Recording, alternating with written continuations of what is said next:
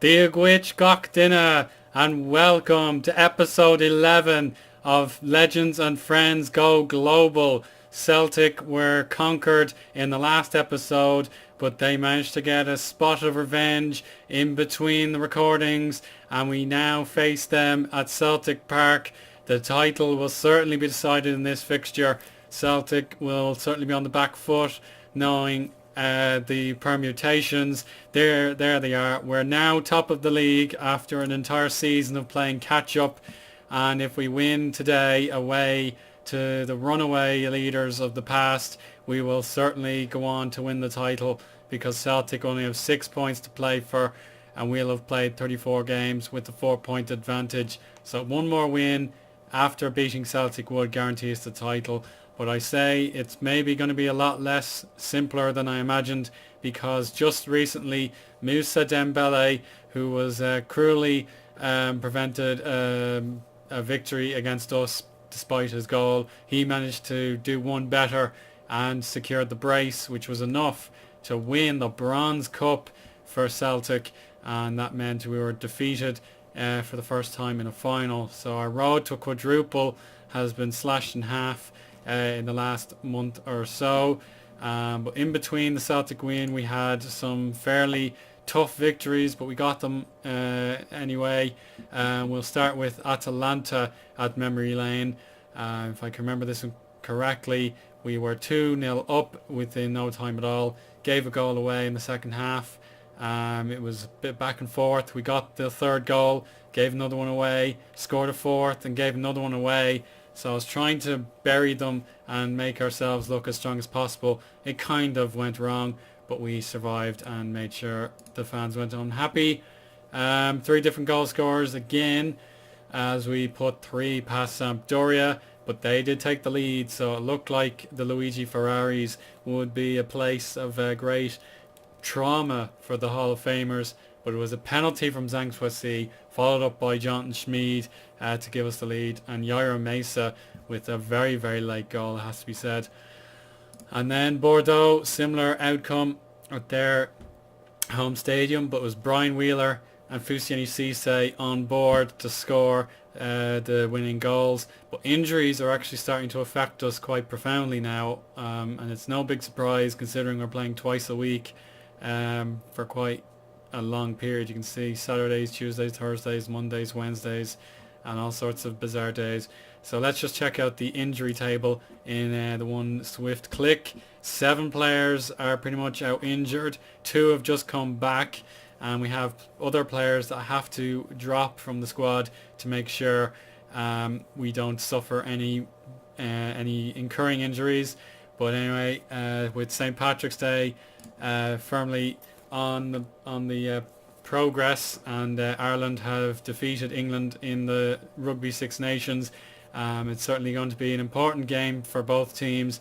Myself with my literal Irish roots, and Celtic with their heritage being founded in 1888 by Irish priests, and certainly there will be some Irish players playing for myself and possibly for the boys as well. So we'll check out the matchday squad from my side, and I've picked Stephen Kinsella and Sean Kavanagh. Brian Lenihan is one of the injured parties, so he cannot play. Other players going to be making appearances. We've got Carlos Exposito making an appearance at right back, since we've no one else to fill in that position due to the severe amount of injuries. Zhang Suesi, the vice captain, will have to take the armband today without Fusieni. Brian Wheeler, who put the 4 past Celtic in the last meeting in the league, has gotten the start again. We got Jonathan Schmid, who has assisted at least once in his last 3 games. Delard provided the consolation goal in the cup final. Brian Boring and Du Shuang partnering in the midfield. Barry Germain and Quentin Bernardo are some more Le Mans FC representatives. So we're now going to enter the match day screen. We can pretty much rule out an exciting title fight because of our games in hand, but if we win here, it's all but over. I cannot see us losing out on any more points if we are victorious this afternoon. So looking at the Celtic team, It looks pretty standard to what I'm used to. We got Dembele up front again. He should be well rested, as is Captain Scott Brown. He didn't play in the cup final until the very end. Johnny Hayes is on the left-hand side for them. And what's his name? Jack Stevens is, yeah, he's an Englishman. So I'm not too familiar with him myself. Thilo Kehrer from Germany there, another player. Maybe I should learn about. Kieran Tierney and Michael Lustig are definitely players I'm aware of, and Vinicius in the centre attacking midfield position. So now we can head into the match screen. Brian Wheeler, if he scores today, will reach the 20 goals landmark in the league, and that'll certainly be worth a lot of bonus money to him. So we can turn on the sounds. I understand they're a bit low in the previous episode, so I can turn them up a little bit, especially the atmosphere you come to expect from Celtic. And we can get revenge on them. It's been tit for tat.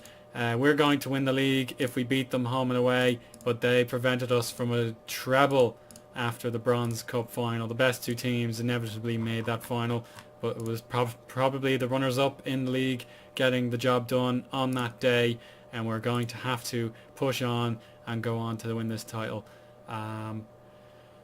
Yeah, so... yeah, let me see.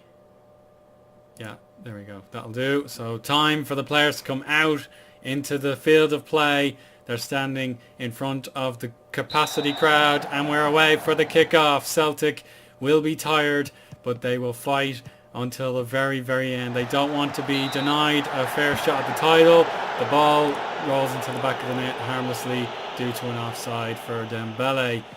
Can we have an early highlight? Oh, Javi Lopez has put Schmid into a state of paralysis or state of amnesia there, but it was a good chance for Dembele, saved by his countryman Bernardo. Celtic again messing around with the ball. Sometimes it pays off, sometimes it doesn't, and that's just even worse from Brian Boring. We have Dembele again on the move, tries a deep cross, no one was there. Vinicius was from Johnny Hayes. Bernardo with the catch, and I think we'll have to go counter-attacking because the hoops are definitely pressurising us, and we're not looking too good. I'm not a fan of possession football, but maybe we should consider it. Brian Boring at the far post, and John Schmid puts our first shot wide of the post. Should have done better, I think, especially in the form he's in. Mortiz puts it well over the crossbar. We're going to put some possession play into the minds of the players, float the crossing in. But yeah, you can see my assistant manager Simon will be ringing. I've lost for words. There's Anthony Della does indeed score again. I'll be ringing the analysis into my ears, and it certainly paid off just now. We've gotten 3 shots on goal in very recent times, and we've made it strike with a goal. So Anthony Darlad puts us into the lead and one step closer to the Bronze League title, where we almost certainly expect Celtic to be promoted alongside us. So this feud will continue. Oh, there was only 1 minute of stoppage time, and that was enough for Moussa Dembele to score for the 4th time against the Hall of Famers. Not many players can say they've done that, and it is a score draw at half-time. I'm very, very prone to mumbling, so to chat about the first goal for so long and not being prepared for the second makes me a bit blush. It certainly makes me blush, but there we go. We'll need to say I'm not happy. I know, Sean Kavanagh, it's a bit harsh. But the now Shamrock Rovers player has not been too impressed with what I've had to say. But the 10 other players have listened, and we're going to begin the second half. It is certainly raining here in Scotland. Sean Kavanagh pushing a bit forward. Delad was under pressure, but he managed to find Sean Kavanagh by a ricochet. But it's a 1-2 at Brian Boring, and Stephen Kinsella wasn't ready for it. Maybe he was offside, I don't know. Maybe the linesman decided, okay, and I'm speaking a bit too long again, and it's cost the team dearly with Kinsella going down with an injury. Exposito is the natural right winger, but we can't sacrifice that position too kindly. So I'm going to play Evander on that side. Maybe put Jonathan Schmid in his preferred role as the right winger. Evander can cut inside on the left and see if it pays off. We'll have to be very, very wary of any more players falling to an injury. I know it's a tough schedule, but we have to bear and grin it. It's a foul against Celtic player, so Duchesne goes into the book for the 7th time, and that's not so handsome. Maybe Celtic have plans to score 2 goals and put Bronze Cup flavour on this match. It's a good move, but it's equally managed by Quentin Bernardo. Johnny Hayes into Vinicius's boots, and that's a lovely swap of the flanks. Javi Lopez and Dembele has done it again and again. 2-1 at a crucial point in the match. Celtic are top of the league again as things stand. We just cannot contain young Dembele. Duchesne is having a despicable game really, and he has to come off. Delad not so good, he'll have to be replaced. And as I can obviously use my bench to my advantage, that was a massive goal in favour of Celtic, and it kind of puts us in a vulnerable spot. We thought we were the Invincibles, anything but on this showing. I know Celtic are unbeaten here at their home ground, but we should be doing a lot better. And I think I can take Jonathan Schmid off as well. That makes 4 substitutions out of 5, and we need them to stand and be brave, or else this game is all over and Celtic will have one last assault on the title race. But they have to be defensively minded now. We're going to attack and see what can be done, but I'm absolutely distraught at this.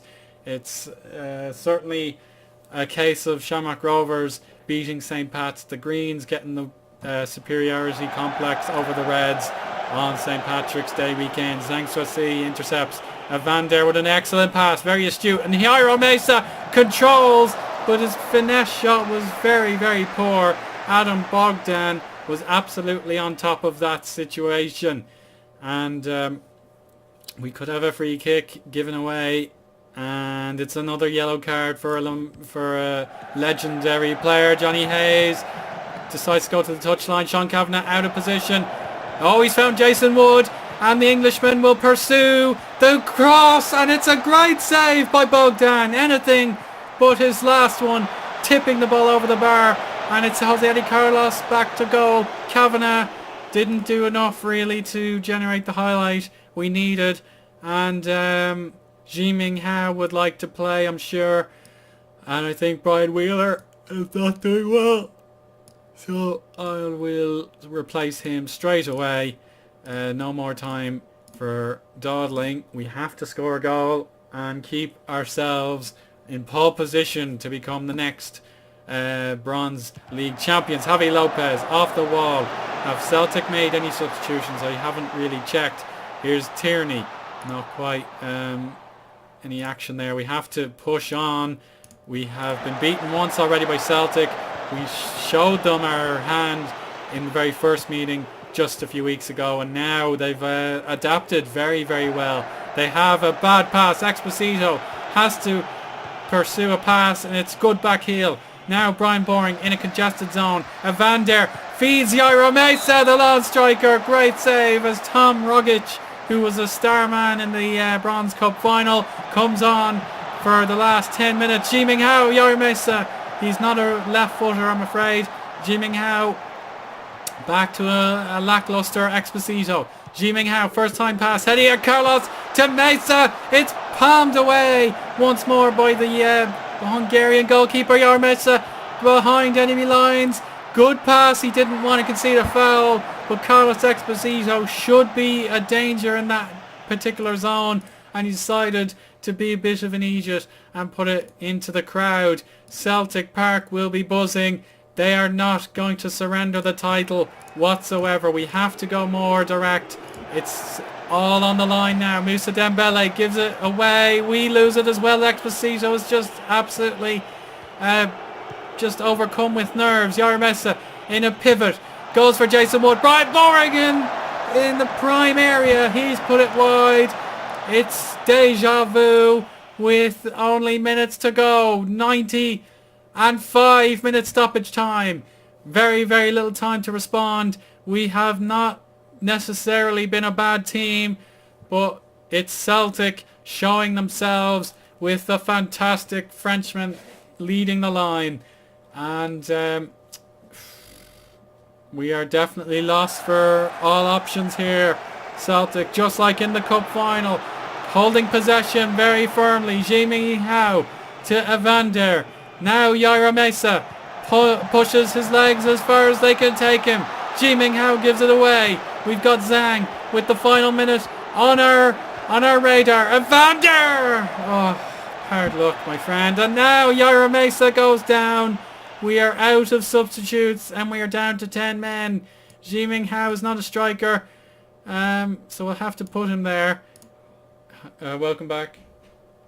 And we've got 97 minutes played. Jefferson makes a cameo appearance, but Celtic Park has given the Heroes a huge lift. It's 2-1 at full time. Moussa Dembele has put 5 goals past us, and it means Celtic are back top of the league. Our games in hand will be absolutely vital now. They are fundamental games rather than just party. Like, what's the word I'm trying to think of?